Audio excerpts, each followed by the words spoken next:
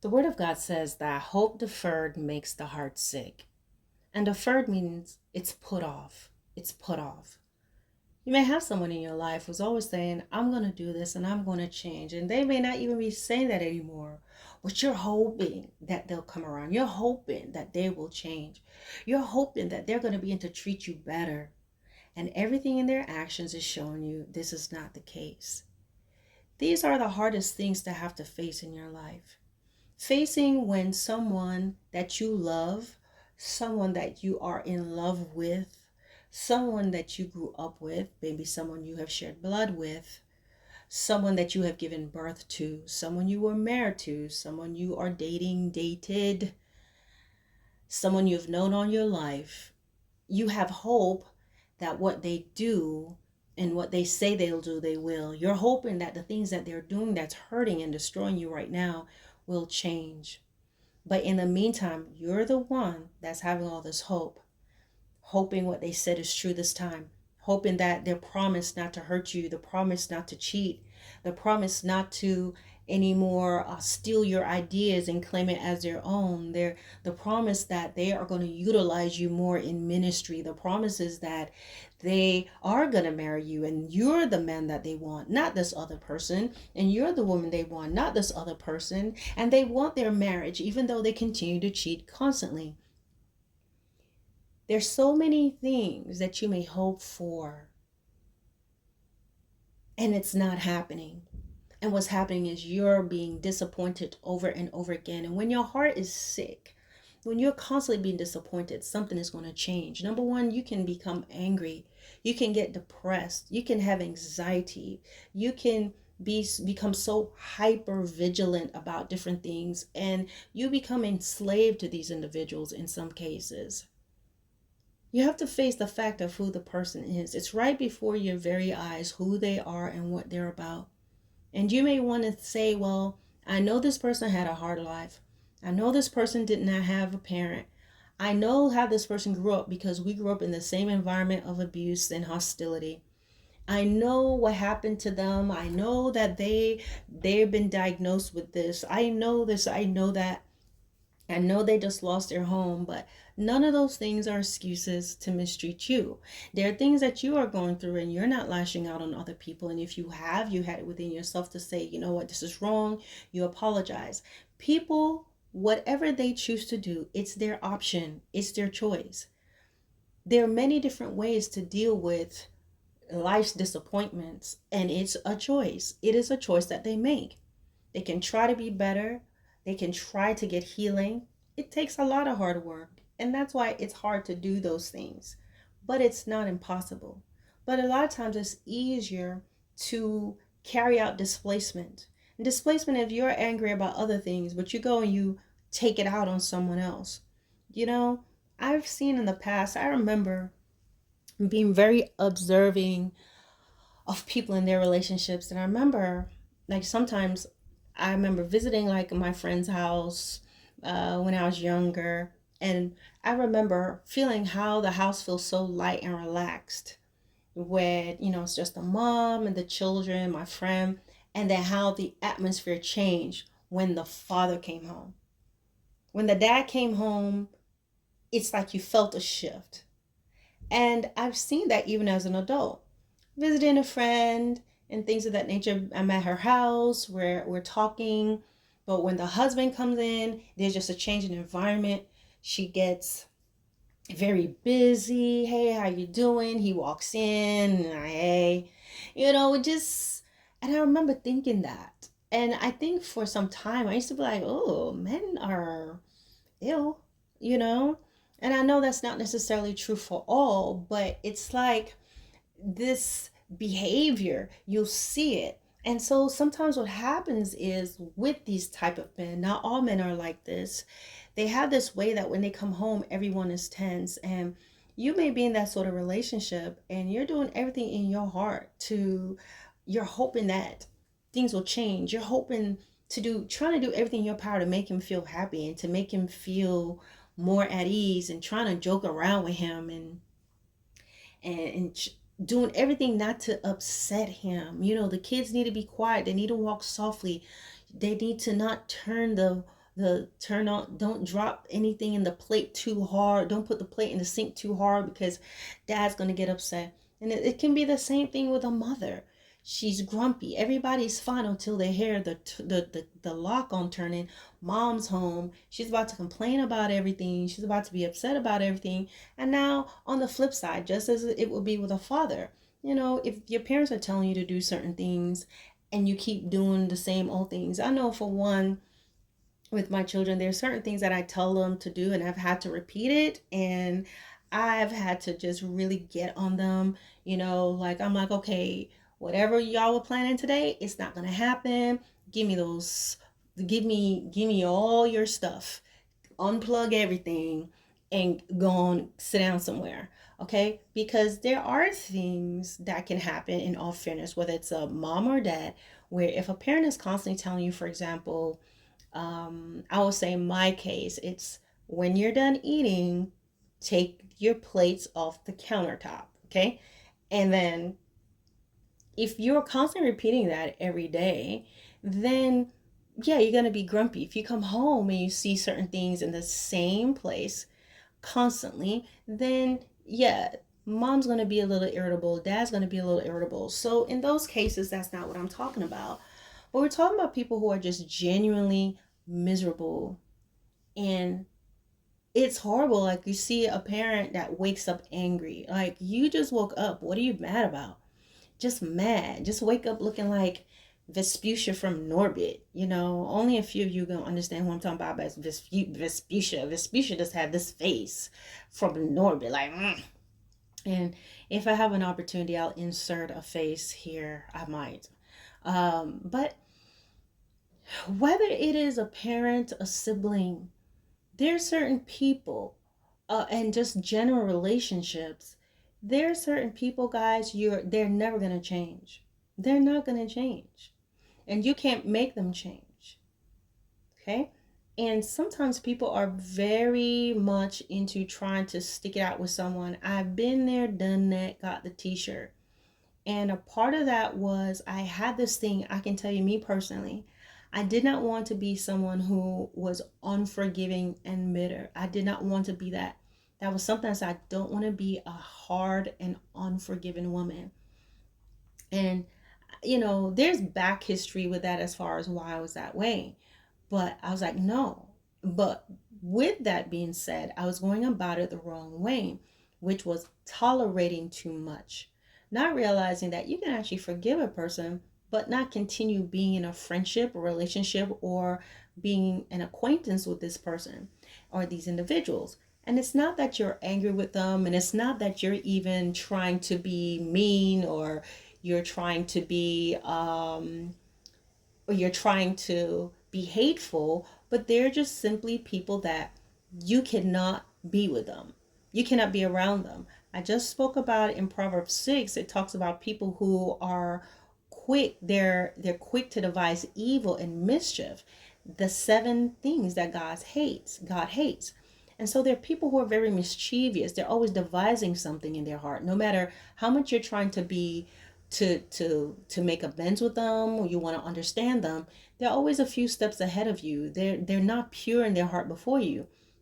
So those were things I learned later on in life, where God showed me how you can actually learn how to just realize who a person is, get the healing you need, even forgive them with his grace and his power, and move on with your life and shut the door.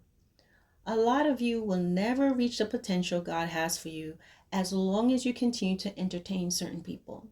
And there's certain of you where God has taken you to certain heights and certain places in your life. You've achieved things in your life. You may compare yourself and think you're not achieving much, but you're doing more than you've done before. And those achievements, while minor to you, is major to them because it's something they have not been able to do. And so when you get to the certain place in your life where God takes you out of certain environments and take you out away from certain individuals, and you begin to do well, there's a temptation sometimes for people to want to show those in your past where you are and what God is doing and what you've achieved, because you're hoping to finally get that approval and to get that pat on the back and that love and that attention, because now you've achieved some things. But what normally happens in that process is that that person now wants to drag you down, and they destroy what you have because they're still vindictive and evil.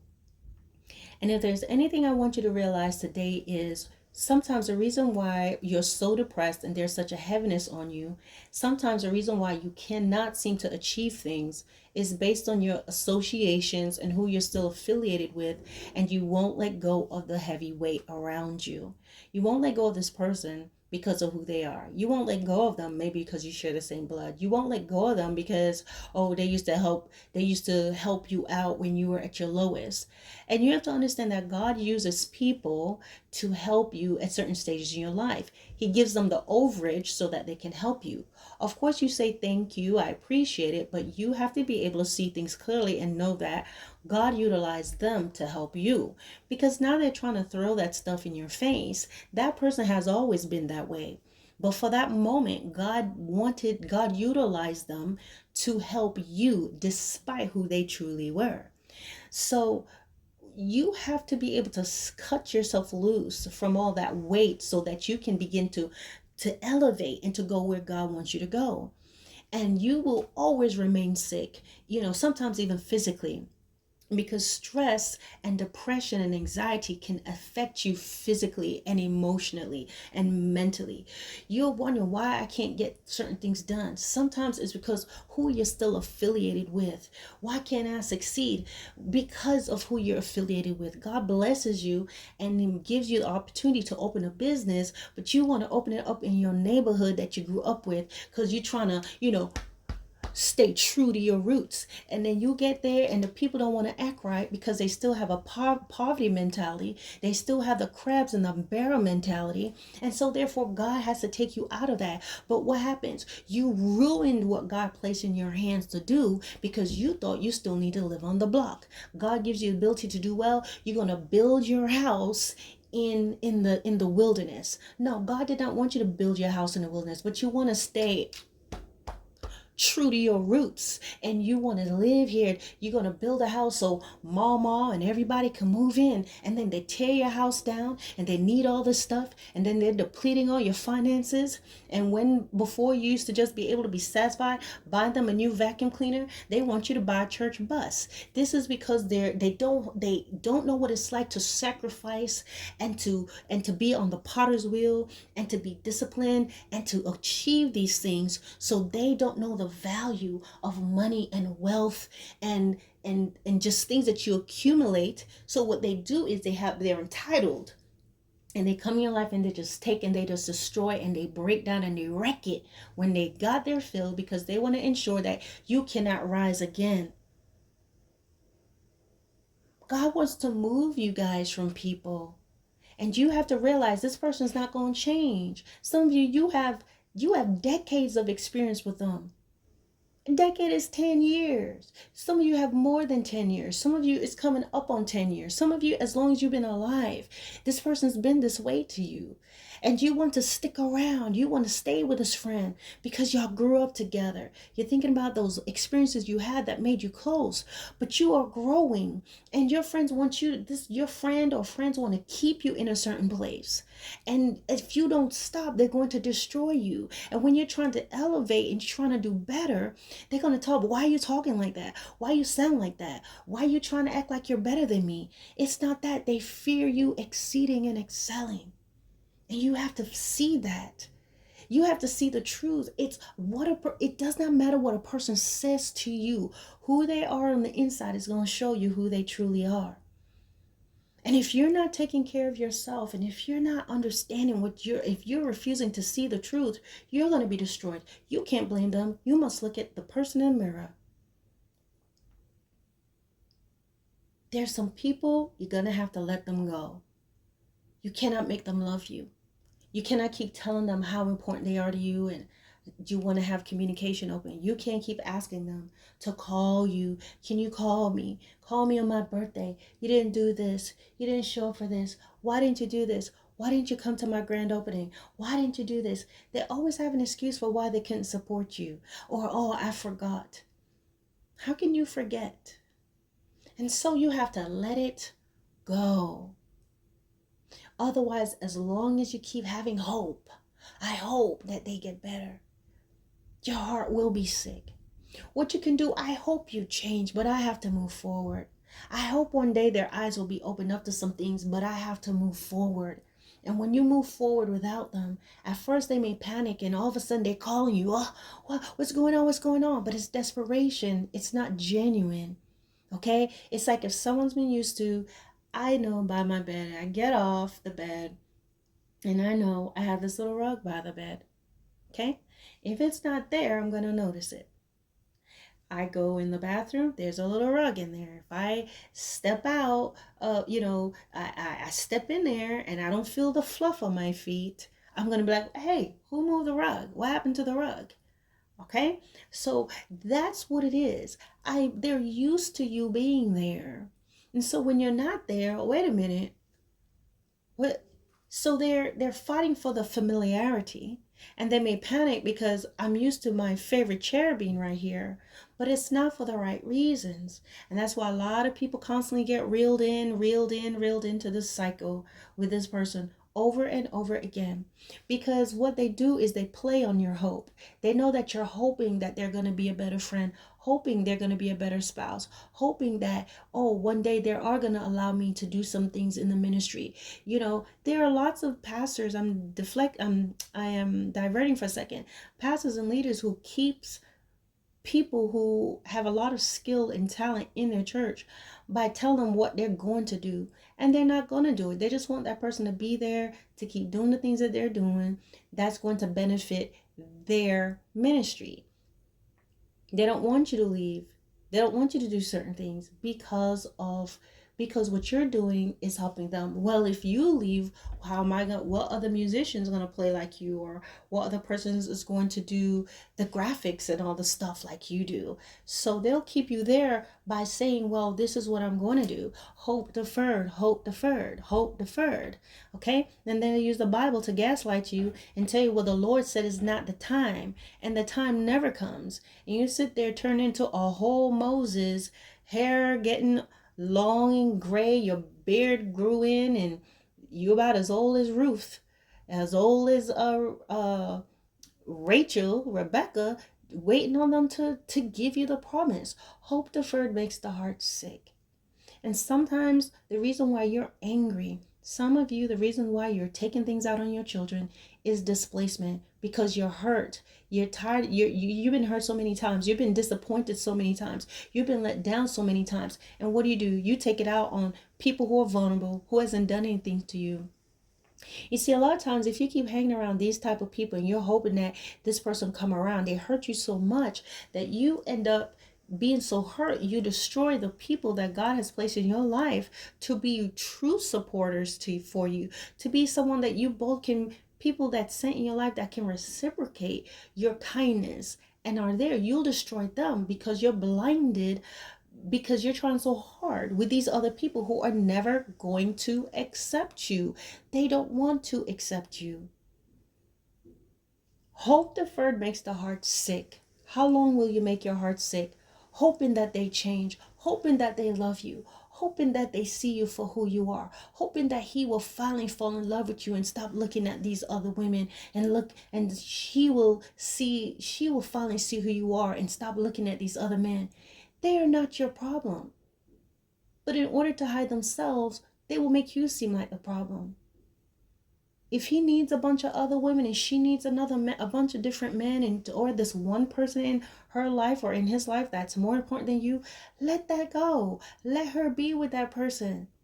Because there's a reason why they haven't gone all the way. She's not all the way with a person because there are things she wants in you or he wants in you, and then other things in him or her that they see. But why are you there? Why are you allowing that? But a lot of times when you are around these type of people for so long, you begin to lose sight of who you are. You begin to lose sight of who you are within. You can't see yourself because they've conditioned your mind to become dependent on them. Because why? You have this hope.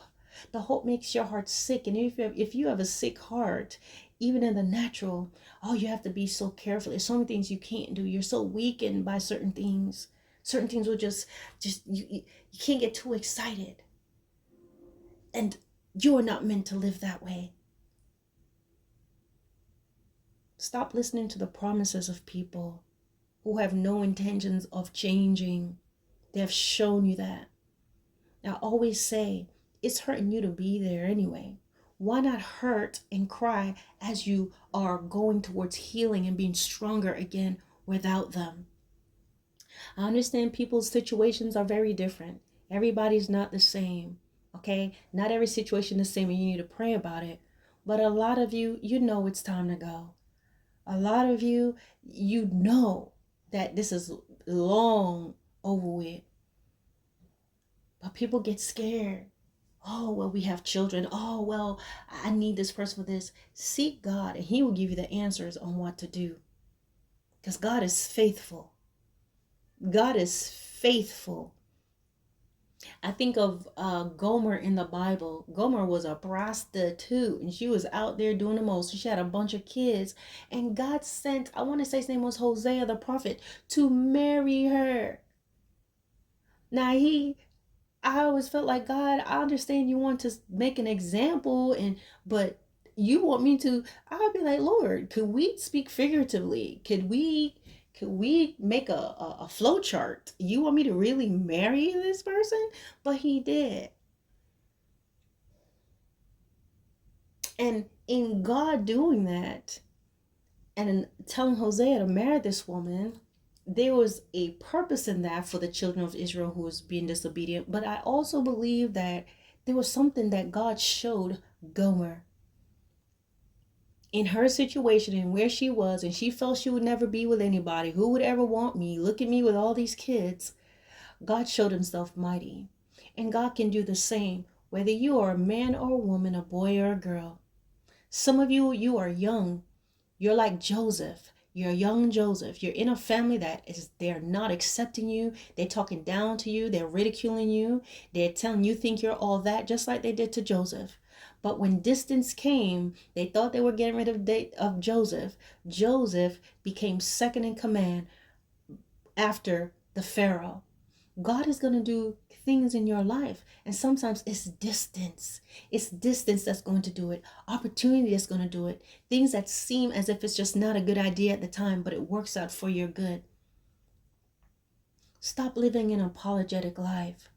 Stop being in relationships that you know is not good for you. Stop being around people who abuse you until the point that you learn how to survive with them.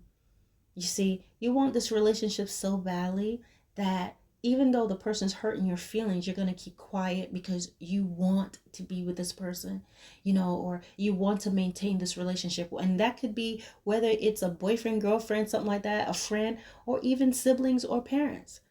You allow them to do certain things. You don't say certain things. You learn what to say. You don't realize that your relationship with this person is so strained, but you've been conditioned. You learn how to walk lightly around them. You know how to pick up on those cues where oh, well, let me not say that. So they can speak and say whatever they want to say freely, and you're going to just quiet yourself and you're going to shrink yourself down because you want this relationship so badly. But at what expense and at whose cost is it?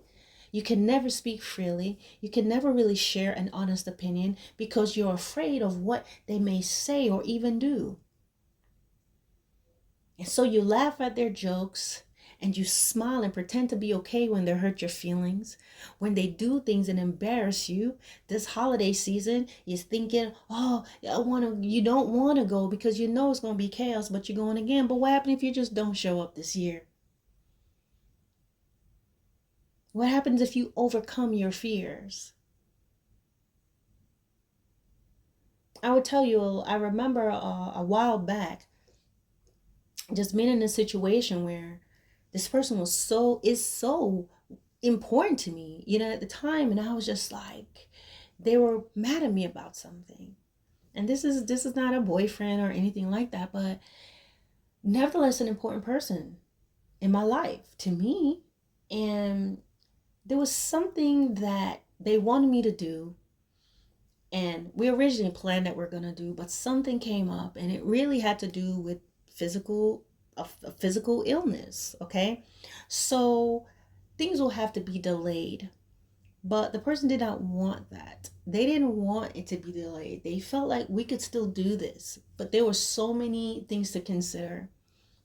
Anyway, long story short, I had to make a decision. I can't do this. I'm going to have to wait at a later time.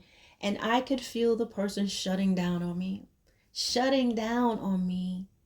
And I was trying so hard to explain and explain and explain all the different scenarios that I considered and how this is the best thing for the sake of this health situation. And if this happened, I wanted to be close by to, you know, the team of doctors that I know versus XYZ. And it just, the person was acting as if, I got it, but I was already familiar with this cycle, the one liners to nothing to nothing. And I remember this day, I spoke about this in another video.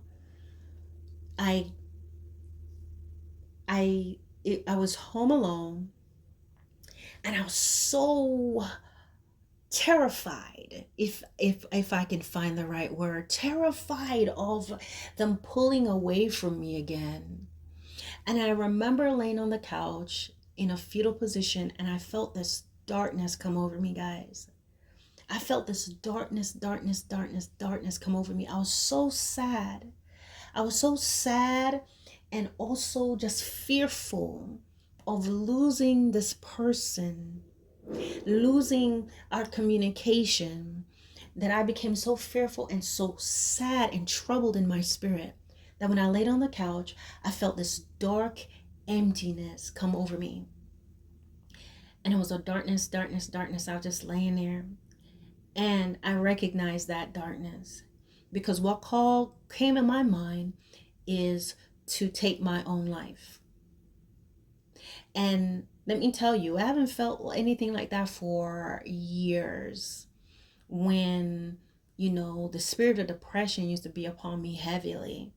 And it was a kind of a darkness it's like a weight. And sometimes people don't understand why people will want to die because it hurts to live. It's hard to live. I've felt depression in the past where I'm in the sun. This is the first time I felt this. I remember where I was. I'm in the sun. It's a bright sunny day and I still felt cold. I could barely feel the sun. So waking is a weight. Waking is painful. Living was painful. It was hard. It took effort. I couldn't. I was like, what's going on? And this was just not something that's in my family lineage or history. But then I did a video not too long ago or a few months back that shows you that sometimes people can wish you evil. And in my situation, God revealed to me that there was a person who, when they're angry, was wishing a lot of evil, speaking a lot of evil over my life. And because I was not serving God anyway, I was easy prey. So suddenly, never in high school I ever felt the need to do anything like this, or in junior high. And suddenly, as an adult, a young adult, I was just suddenly heavily uh, attacked. So the Lord saved me. He saved me. He delivered me from that. And I am thankful to Him for that. But suddenly, after, you know, 2 decades, over 20 something years, this heavy feeling came over me. This darkness that I have not felt in a long time came over me and was telling me to just take my life. I wanted to die. And it was the Spirit of God that spoke to me. I remember right then, I heard the Lord speak within me and say, Arlene, what are you doing? Get up. And when I got up off that couch, the Lord ministered to me. The Lord spoke to me very clearly about this person. And one of the things that He let me know was that I was going to have to let go of them. And it was hard. Like, even talking about it, my throat that tightens up because of who they are. And I want you to know, guys, when you're with somebody and they drive you to a point where you feel like you want to die, you're so depressed and you're so down, you've got to let them go. Because what it is, that is an example of hope deferred. I have always had hope and I've always wanted. I've always wanted. And when you want something so badly that you're willing to be mistreated for it, if you want something so badly that you will think of all the wrong things you've done that may have caused this person to treat you that way, and so you live eating humble pie and like, okay, I deserve this, then that's where you can end up in this place where you can be pushed. And unfortunately, there are people who have done it. And I thank God that the Lord pulled me out of that heaviness, because that stuff literally just took over. Just, I went to lay down, was just so worried, just so worried. And it just, that came with such a darkness, guys, that I've not felt. And I was literally laying on that couch, curled up, inviting that feeling. I embraced it for that moment, but the Lord called my name, and I was like, I gotta get up out of this. And I just want to tell you all that sometimes there are people in your life, you're gonna have to cut them out, or you gonna end up doing the unthinkable. Some people, you have to cut them off. You're gonna have to live your life without them, because they're always gonna play on your hope. Sometimes you're thinking, how can I do this? How can I stop? How do I move forward? Pray. And when the opportunity comes, just do it. Sometimes God helps you. He lets the person break up with you. When they break up with you, let it be and stop going after them. Sometimes he sends them off somewhere. Sometimes people die. Sometimes they go to jail. Sometimes they take another job. Let it be. When God breaks up a relationship, stop keeping in touch with your exes. Stop keeping those connections going. An ex is an ex is an ex. They're an ex for a reason. You can never really truly be friends with your ex. I have a video that's called They're Your Ex for a Reason. A lot of times they want to keep their talons on you. You keep the soul tie going and you wonder why you can't find the right person. And now some of you all become relationship coaches and experts to your exes with their new person. How can you be? You failed. You both failed.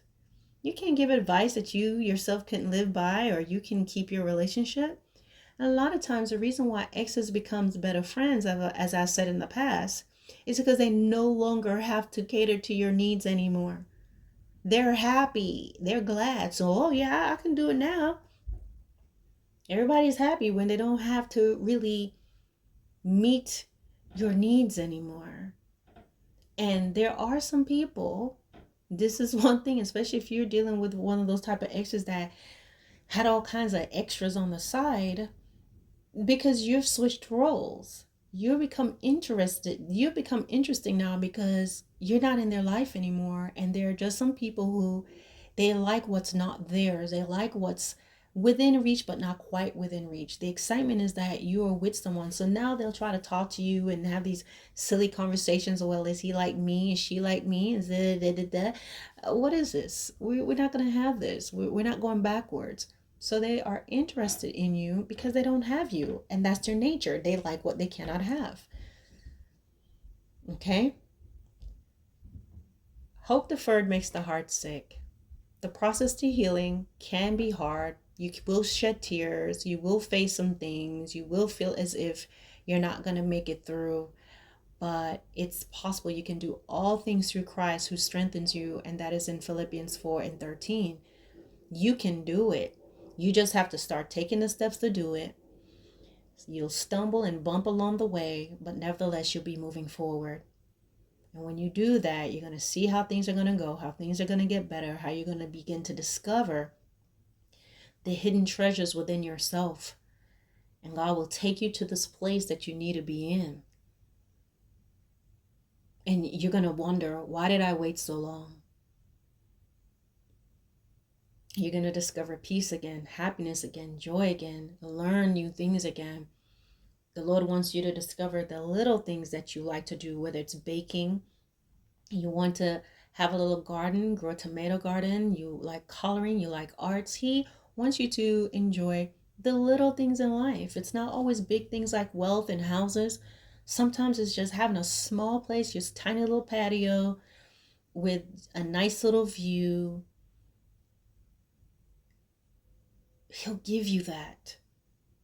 He knows what you need, whether on a grand scale or humble. He'll give it to you, but you have to be willing to step out of the delusion and the hope and leave those people behind and pray to God that they change and they become who they need to be. But you've got to move forward without them. All right, guys. God bless.